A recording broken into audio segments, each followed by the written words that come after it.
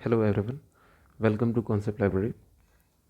मेरा नाम है विशाल विजय श्रीवास्तव और अभी क्या है कि हम एक नया सीरीज़ शुरू करने जा रहे हैं। जिस सीरीज़ में हम लोग मैथ्स के पूरे सिलेबस में जो भी इम्पोर्टेंट कॉन्सेप्ट हैं या फिर जो इम्पोर्टेंट फार्मूलाज हैं जिन पे एग्ज़ाम्स में क्वेश्चन डायरेक्टली पूछे जाते हैं, उन कॉन्सेप्ट्स को हम लोग हर वीडियो में एक एक करके डिस्कस करेंगे और उन पे एक दो एग्जांपल्स भी करेंगे।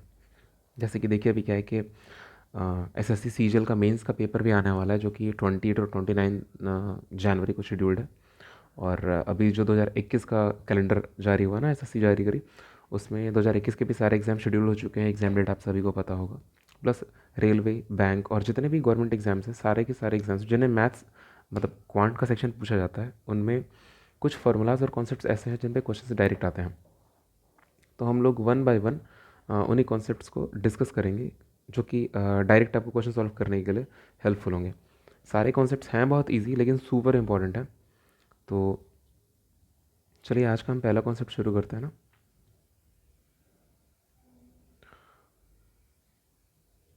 तो देखिए, यहाँ से शुरू करते हैं कॉन्सेप्ट नंबर 1।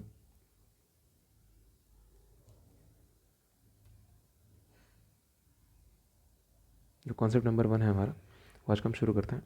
तो देखिए, कॉन्सेप्ट नंबर 1 जो है वो एक आइसोसेलेस ट्रायंगल के ऊपर बेस्ड है। एक आइसोसेलेस ट्रायंगल ड्रॉ कर लेते हैं, ठीक है। अब इस आइसोसेलेस ट्रायंगल का आपको प्रॉपर्टी पता होगा ना कि इसमें दो इक्वल साइड्स होते हैं। तो मान लीजिए दोनों इक्वल साइड्स ए हैं और एक जो बेस होता है उसको आप बी कंसिडर कर लेंगे। जो इसका बेस है उसको आप मान लेंगे ये बी है। अब देखिए, जो कॉन्सेप्ट है वो ये कहता है कि पहले हम इसको लिखेंगे, फिर उसके बाद आपको समझाएंगे। तो कॉन्सेप्ट कहता है कि if the medians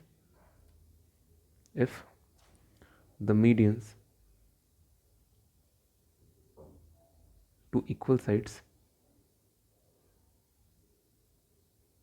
sides of an isosceles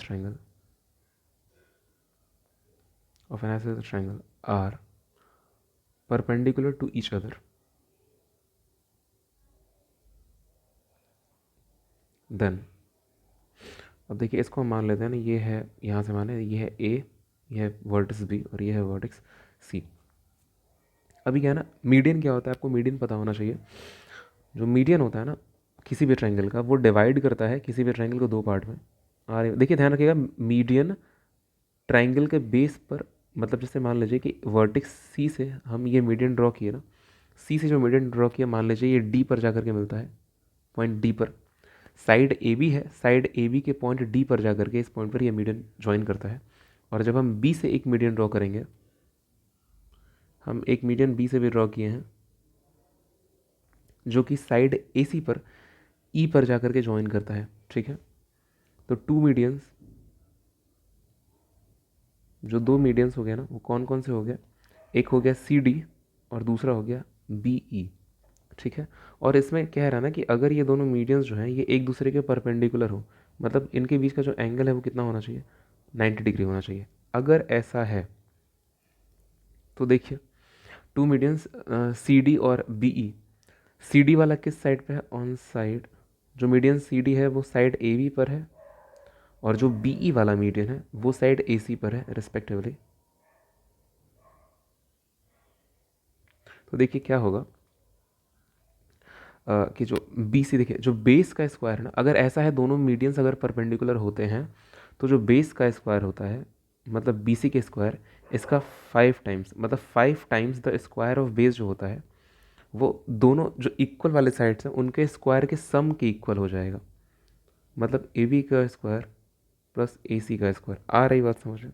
अब देखिए, क्योंकि ना आप ये कंसिडर कर रहे हैं, आपने ये मान करके रखा हुआ है कि ए बी की वैल्यू ए है और ए सी की वैल्यू भी ए है, ये दोनों इक्वल साइड्स हैं, और बी सी को बेस मान के रखा हुआ है ना, तो इसको आप फर्दर वैल्यू पुट करेंगे तो और सिंपल फॉर्म में इसको आप ऐसे लिख सकते हैं, 5b² equals a square plus A square, और सिंप्लीफाई करके ऐड कर देंगे तो 5b² is equals to 2a² आ जाएगा।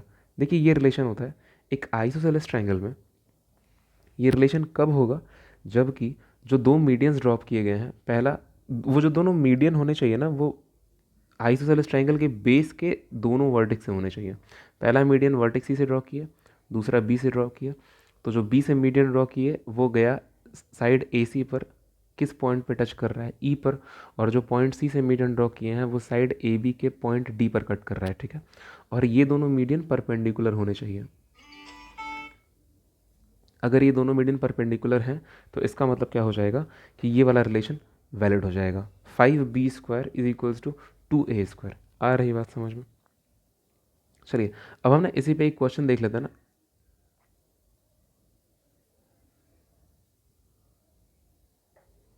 देखिए अभी इसी थ्योरम पे एक छोटा सा क्वेश्चन कर लेते हैं।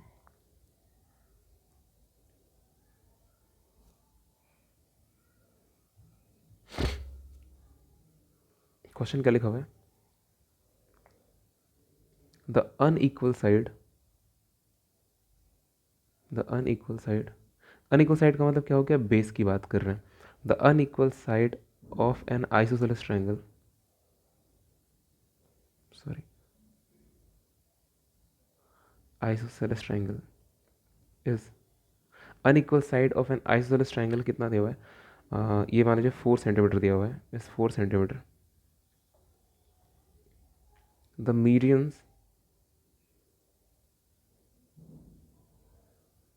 medians drawn to the equal side,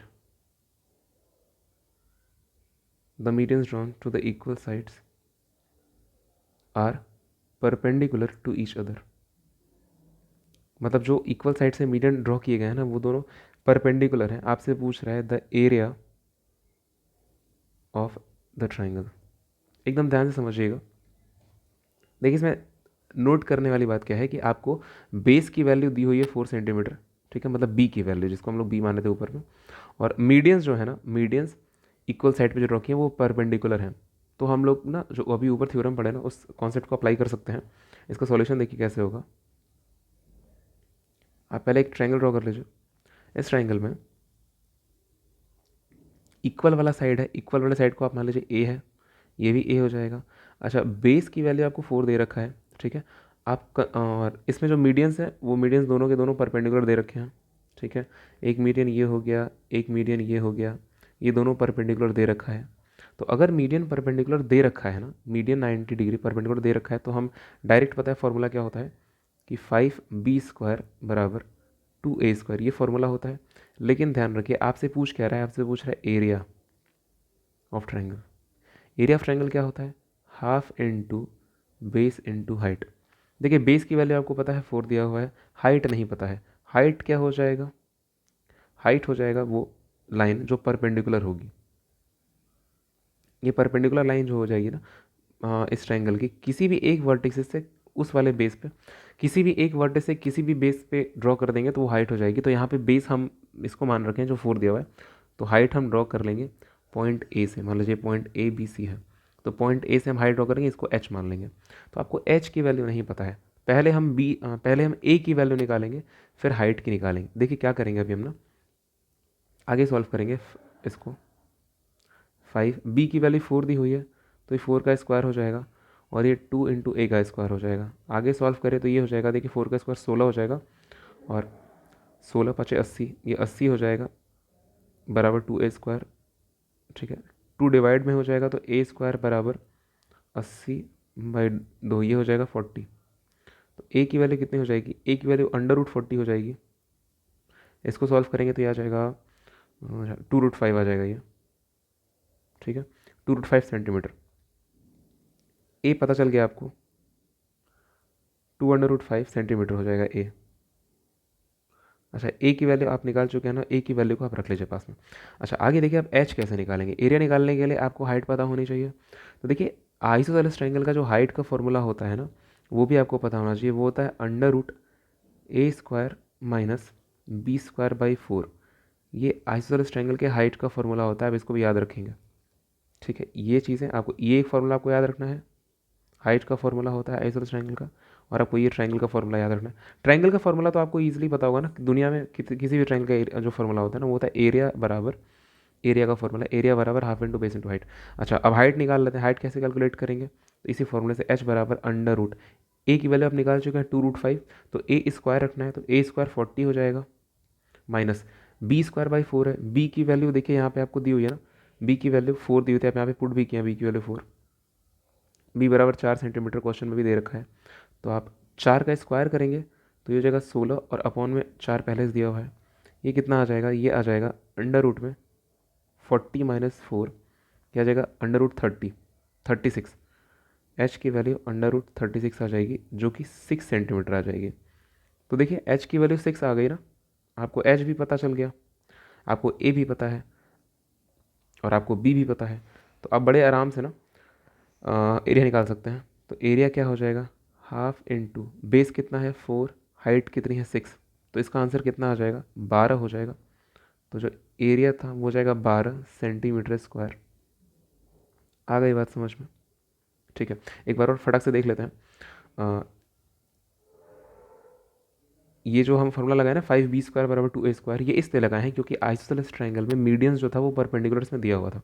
देखिए हम लोग अभी थ्योरम क्या पढ़े, थ्योरम पढ़े कि अगर कोई आइसोसेलेस ट्रायंगल है जिसका जो इक्वल साइड है उन दोनों पे मीडियन ड्रॉ किया गया है बेस के दोनों वर्टिक्स से, और वो दोनों मीडियन अगर परपेंडिकुलर हैं तो ये रिलेशन फॉलो होता है। वो रिलेशन क्या होता है, 5 बेस का स्क्वायर बराबर 2 इंटू इक्वल साइड का स्क्वायर।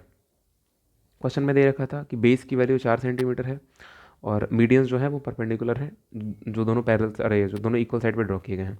एरिया पूछ रहा था आपसे, तो अब एरिया कैसे निकलेगा, तो एरिया का फॉर्मूला आपको पता है, half into base into height होता है। बेस की वैल्यू दी हुई है 4, बेस आपको 4 पता है लेकिन आपको हाइट नहीं पता थी, तो हाइट कैसे निकालेंगे, हाइट का फॉर्मूला जो होता है वो ये होता है, हाइट के फॉर्मूले में बेस भी आता है जो कि पता है और ए भी आता है, ए मतलब इक्वल साइड। तो ए की वैल्यू नहीं पता, निकाल लेंगे, कैसे निकाल लेंगे, इस रिलेशन से निकाल लेंगे, बी और ए के बीच। तो इससे हम लोग पहले ए निकाल लिए, इससे जब ए कैलकुलेट कर लिए, अच्छा ए निकालने की ज़रूरत क्यों पड़ी है, ए निकालने की ज़रूरत इसलिए पड़ी है क्योंकि एच की वैल्यू में ए आता है। तो पहले आपने ए निकाला फर्स्ट स्टेप में, फिर सेकंड स्टेप में आपने एच निकाला, फिर थर्ड वाले स्टेप में बी और एच को यूज़ करके आपने एरिया निकाल लिया। आई बात समझ में? तो चलिए ठीक है, मिलते हैं ना अगले कॉन्सेप्ट के वीडियो में, तब तक के लिए अपना ध्यान रखिए।